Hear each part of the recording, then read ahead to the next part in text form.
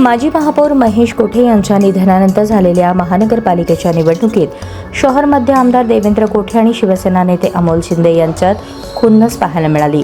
त्याचबरोबर शहर मध्यमध्ये विधानसभा निवडणुकीत भाजपच्या विरोधात असलेले काँग्रेस उमेदवार चेतन नरोटे यांच्या सुद्धा प्रभागात टशन होती। महापालिकेचा निकाल लागला। भाजपचे 87 नगरसेवक निवडून आले, काँग्रेसचे 2 आले, शिवसेनेचे विजयी झाले। त्यामध्ये शिवसेनेकडून अमोल शिंदे आणि काँग्रेसकडून चेतन नरोटे निवडून आले। हे दोघे भाजपच्या 87 नगरसेवकांवर भारी पडल्याचे पाहायला मिळाले। शिवसेना गटनेते अमोल शिंदे यांनी आमदार देवेंद्र कोठे यांना टार्गेट केले होते। नकळत त्यांच्यावर अनेक आरोप करताना टीकाही केली।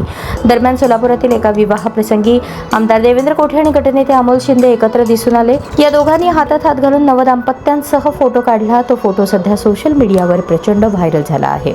विवाहप्रसंगी उपस्थित असलेल्या सर्वांनाच या दोन्ही नेत्यांनी एकत्रित काढलेला फोटो आनंददायी ठरल्याचे दिसून आले।